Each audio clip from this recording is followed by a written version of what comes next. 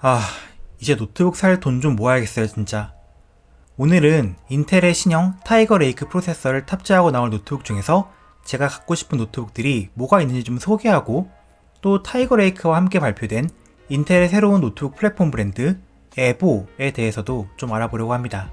일단 인텔 11세대 타이거 레이크 프로세서 자체에 대한 영상은 전에 따로 만들었으니까 그쪽 영상을 참조해 주시길 바랍니다. 전 세대의 아이스 레이크와 마찬가지로 10나노 공정을 사용하지만 CPU의 전력 대비 클럭을 대폭 개선하여 성능을 올린 프로세서입니다. 사실 지금 해외에서는 타이거 레이크를 탑재한 노트북들의 리뷰가 이미 몇 개 나오고 있는데요.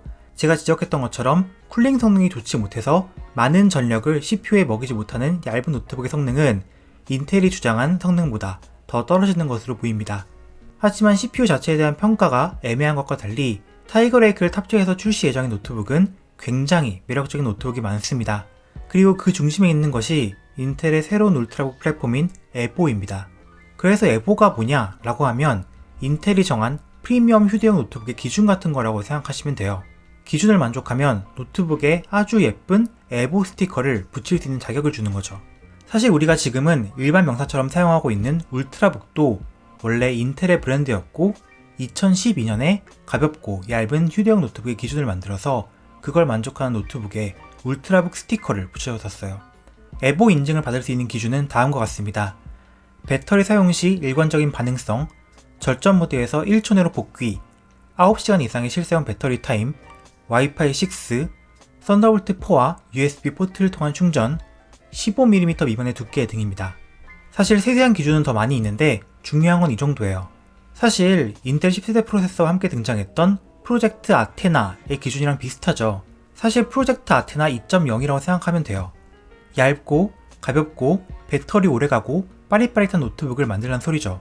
그런데 15mm라는 두께 기준을 만들어버려서 국산 노트북 중에서는 갤럭시북 시리즈는 에보 인증을 받을 수 있을 텐데 LG 그램의 두께는 16mm라서 CC를 바꾸지 않는 이상 인증을 받을 수 없겠네요.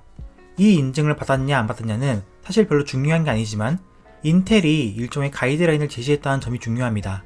노트북의 얇은 두께와 USB-C 타입 충전은 어찌됐건 환영할 만한 일이니까요.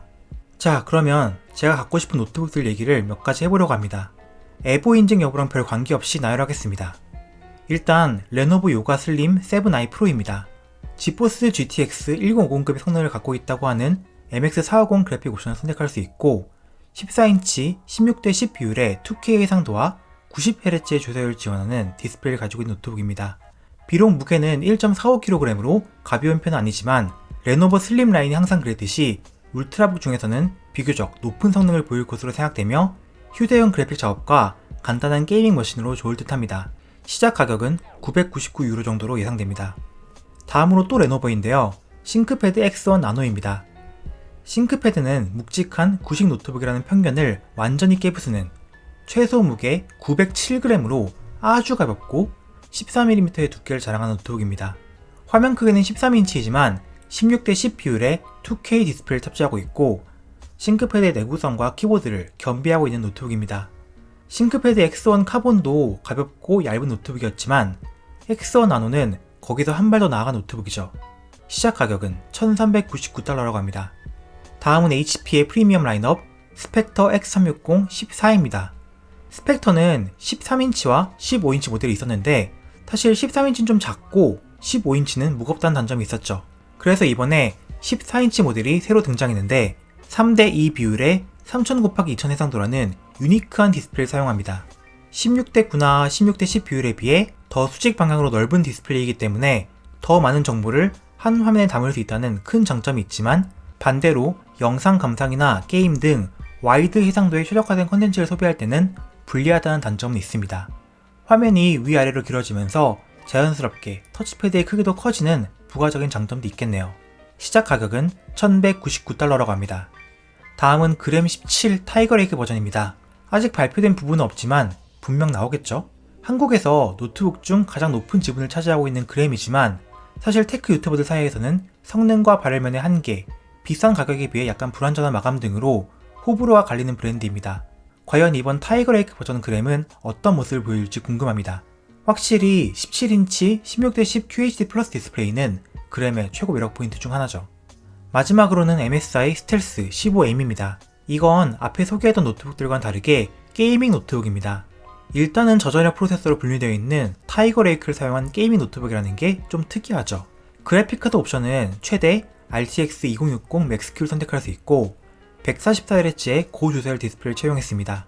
CPU와 GPU 모두 상대적으로 저전력 카드를 사용한 덕분에 16mm라는 얇은 두께와 15.6인치 화면에 1.69kg이라는 상대적으로 가벼운 무게를 가질 수 있게 되었는데요.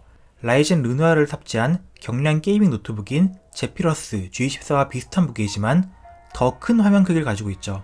두껍고 무거운 게이밍 노트북에 비해 아주 높은 성능을 보여주긴 어렵겠지만 가벼우면서 게임, 영상 편집 등 다 되는 노트북을 찾는다면 좋은 선택지가 될 가능성이 있겠습니다. 다만 1,549달러부터 시작한다고 알려진 높은 가격이 최대의 단점이 되겠네요. 자, 저는 개인적으로 인텔보다 AMD도 좋아하고 이번 타이거 레이크가 라이젠 르누아르보다 더 나은 CPU라고도 별로 생각하지 않습니다. 하지만 가슴에 손을 얹고 생각해보세요. 지금까지 나온 르누아르 노트북 중에서 오늘 제가 소개한 인텔 노트북들보다 노트북 그 자체로서 매력적인 노트북이 있었던가요?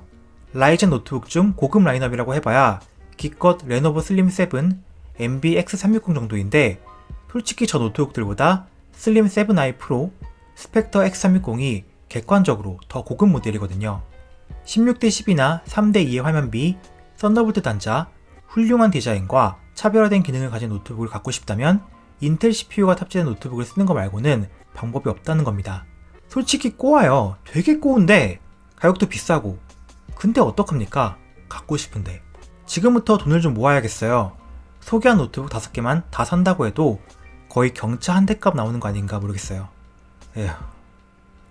그럼 도움을 주시길 바라며 다음에 뵐게요.